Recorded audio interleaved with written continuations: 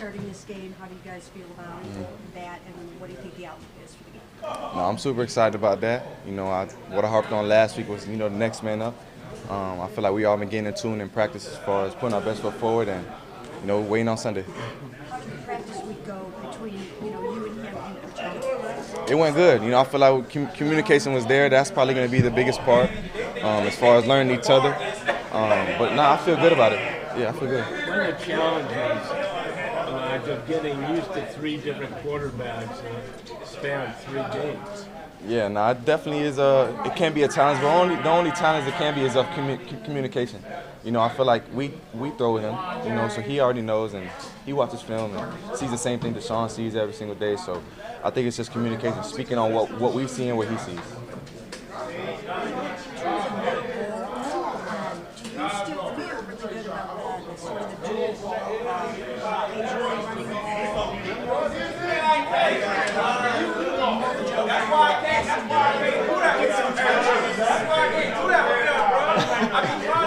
I feel good. I feel good about my role. I trust the coach's plan. I know they're only going to put us in the best position. Every single team, every single week, it's different. So I think that they put us in a position to help us for that week. So I'm very confident. Yeah, it's loud. This 49er defense is very talented. Just what challenges does that secondary present for you as someone who's out there trying to make plays against them? Yeah, challenges. I think we focus on ourselves. I don't really see a challenge. I think they're a physical group who play together and they're respected like how we respect every team that we play. But I don't really see a challenge. I think that we do we got to do our job. I think that if we focus on ourselves, execute what we're supposed to execute, follow our rules, I think that we'll be fine.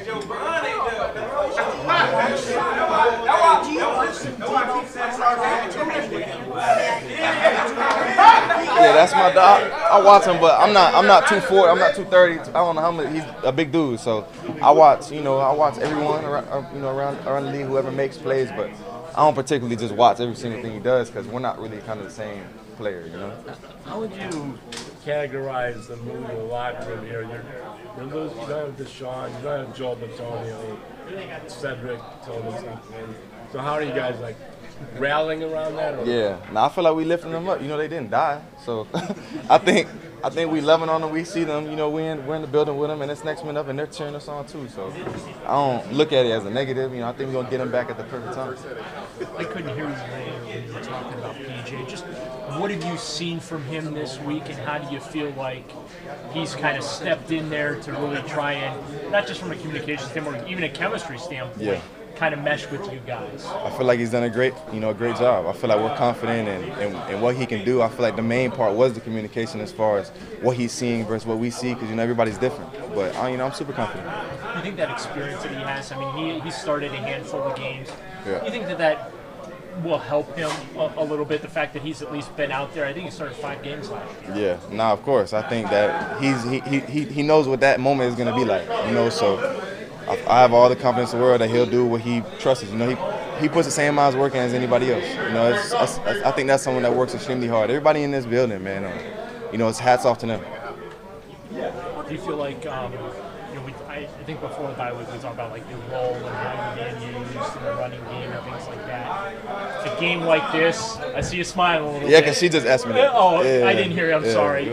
But just how excited are you to just, now that you've had a week to really dissect that and that, how excited are you going forward now that you maybe see where you guys can tweak and make it better? Yeah, I feel good. I feel good about where I'm at. I feel good about where the offense is at, where the team is at. I feel good about everything. So very, very positive. Now you all good. I know it's loud in here. A little louder. Yeah, you all good. You all good. What about this defense? You might have already answered it. What can you just say about how good this Yeah, they're a good group. They've been playing together for some time. You got to respect them. The mentality. How do you approach it when normally the bye week is guys coming back fully healthy, and this week has kind of been guys dealing with it? Take your time, that as a team? I feel like obstacles come. You can't count when they come, so you just got to put your best foot forward. I know everyone in the locker room. We hold that to us. So definitely respect that as well. Did you make any goals struggles for yourself to apply, or did you sort of try to reset a little bit? And if so, what are you coming back and wanting to do? Yeah, I mean, I feel like just want to play complementary football. That was like my goal. You know, I want to see everybody do what we know we can. You know, play together as a team. I think that's the ultimate goal, so we can keep, you know, propelling ourselves to win. So I think that was just my plan. All good? Thank you.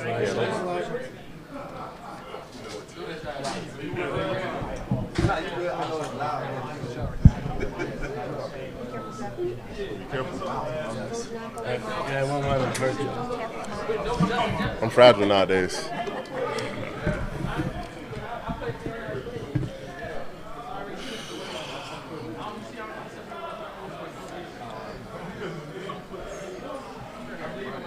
Myles, first of all, just how do you feel about P.J. Walker starting this game in the outlook for you guys with P.J.? Y'all terrible. I got confidence in our quarterbacking. Oh, if it's Ford, whether it's PJ, whether it's, you know, or whoever it is. You know, those guys are going to do their job to the best of their ability, and we're gonna play off of them and make them right if anything happens. Myles, even at full strength, the margin of error against a team like San Francisco is somewhat thin. Just how much are you looking forward to this game Sunday, and you know the opportunity to make a difference? They say to be the best, you got to beat the best. So no matter what your lines are looking like, what the depth chart is looking like, you can't account for that. Not like they can account for that. You just have to go out there with who you got and play ball. Any given Sunday, anything can happen. So we're gonna go out there, head tail high, full of confidence, ready to rock. How's your foot feeling? Awful, man. I'll be in a boot after this. Speaking of going against the best, going up against Trent, what's that matchup like, and how much you kind of relish those specific one-on-one matchups? I don't know what the matchup's like yet. I've never seen him, man. So, I mean, we'll see what it's like when we line up. But, man, on film, he's an exceptional athlete, a very talented player. He's shown that for a long time now. I'm definitely looking forward to the prospect of going against him. Going against anyone that kind of caliber on the offensive side is exciting, and you want to be able to go against them and show them what you've got and what you can do. And I know he's thinking the same, vice versa. Hey, Myles, you've dealt with a lot of injuries and played through them. Can you kind of identify what Deshaun is going through right now as he tries to get that shoulder back? I sympathize and empathize for him. It's tough with injuries, and I know if it was any way different, he would be playing, but he's got to make the best decision for the team and for him. He can't give 100% if you don't feel like he can play the game that we know he can play and lead this team as best he can on the field. Then it's his best decision to sit back and let us play. We know that Joel Bitonio has already been ruled out for this game. How unfortunate to see that Iron Man streak kind of go by the wayside. 102 games. Calculate the trajectory of like I mean, when you say Iron Man streak, I'm thinking like Joe. So no disrespect to Joel, but had someone who did it for a very long time. But I know Joel. He's gonna come back, full force, ready to go when his number's called. So he's healing up. We're gonna rock with whoever we got out there and just have some fun. The fact that Kyle Shanahan likes to move his offensive pieces around the way he does, especially with a lot of the pre-snap eye candy that he likes to throw at you, and the versatility of their playmakers, just what type of challenge does that present for you, knowing that they're going to move around a lot and they don't have one specific role? And they're going to move around a lot, but they still all got to get set by the time they snap the ball. So as long as we know who's where, I think we'll be all right. At the end of the day, as much as they're attacking in their offense, we're attacking in our defense. So we're going to play it to our best of our ability, and we know what we can do. We know what our matchups look like, and we're going to roll with that because we're happy about it. What we got on our end. Jim Schwartz was saying yesterday that looking back at that Ravens game, one of his biggest disappointments is you guys didn't hold him to a field goal after that first turnover. Felt like you had a chance to help the rookie out, kind of help the offense out. Going into this game with P.J. quarterback and everything the 49ers bring, do you feel like the defense is taking on more responsibility? No. Same responsibility, same standard, no matter who's at the quarterback or what the depth chart looks like. Effort, we ball. So, the offense is, it's a part of the team, but they're their own entity, and we're gonna take care of them and play complimentary off of them. But at the end of the day, we can't change our standard or our goals for that game based off of what they're doing. We gotta play to the same level and intention every single time we step on the field. G.O.K. said your defense versus their offense is kind of like an Ali Frazier type of matchup. Does it feel like that to you? Ali Frazier, Hagler Hearns. I think it'll be fun. What about Christian McCaffrey specifically? What makes him just so hard to defend in multiple ways? I mean, he's dynamic. He can catch the ball as well. He can run the ball. I mean, not scared to stick his head in there and block. And he can run between the tackles as well. He can run outside. So, I mean, the guy's very versatile in what he can do. And got to be accountable for all those things that he's willing and able to do. Brock Purdy doesn't make a lot of mistakes with the football.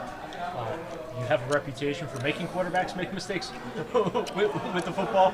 But is that like when you go into a game like that, right? You know a guy is, really careful and everything. Does that excite you, the opportunity to beat the guy to finally make him make one of those critical mistakes? Absolutely. Going against a guy who tends to make mistakes, it excites you in a different way. We really got a chance. But, you look at a guy like Purdy, it's we really got an opportunity to, really change the narrative or be the one to break the streak, per se. And so you want to be able to say that, as careful as he was, we were the ones to get him off his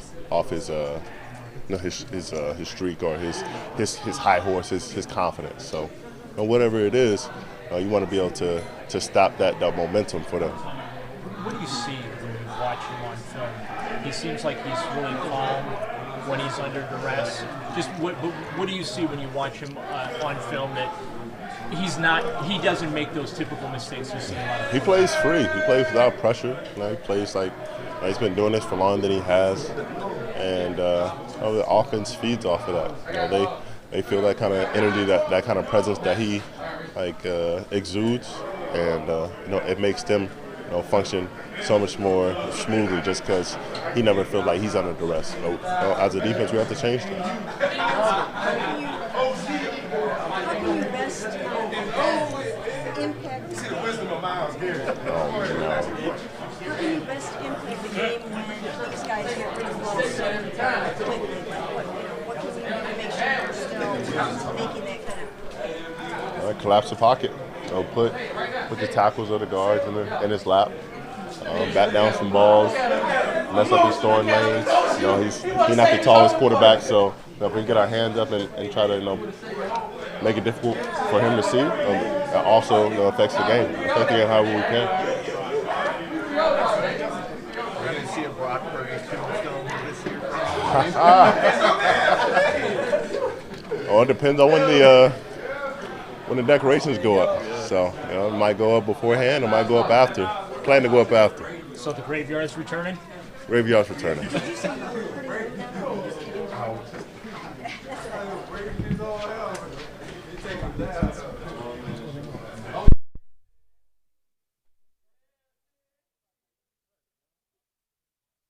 What you got for us, Ted? I got none for you. Yeah, sure, Tom. Get in there. What you got for us, Ted? How you doing? Good. You're in there, coach. Get in there. Hey, we'll start off as soon as I touch it out. Hey, shout out to day one. So what do you think of your opportunity this weekend? It's another one. For me, it's just to go out there and take care of business, handle business with the guys, and go out there and play for the guys around me. When the Browns signed you to the practice squad after Silver got with the Bears, what went through your mind? Just to come here, try to get the room better. You know, for me, it was to come here and help the room as best as I can, and try to bring some experience. You know, so for me, just try to do as best as I can to develop and learn the offense and get plugged in when I needed to. Just try to figure things out from there. You know, wasn't expecting this situation to happen right now, but it's happened. And so for me, it's just to go out there and be ready for Sunday. When did you find out that you were going to be the backup to Deshaun? During the week this week, found out, and so for me it was just to go out there. I prepare each week like I am the backup. That's all. That's how I always been. That's how I always approached going into these games on Sundays. Whether I'm 1, 2, or 3, for me it's just always go out there prepare like I'm gonna play on Sunday, because you just never know what happened. Somebody could wake up sick on Saturday morning or Sunday morning, they can't go. So for me it's just always be ready. How much did the starts last year help prepare you and give you confidence for a game like this? Oh yeah, last year was huge. Just me getting the opportunity to go out there and play 5 games and get those games under my belt.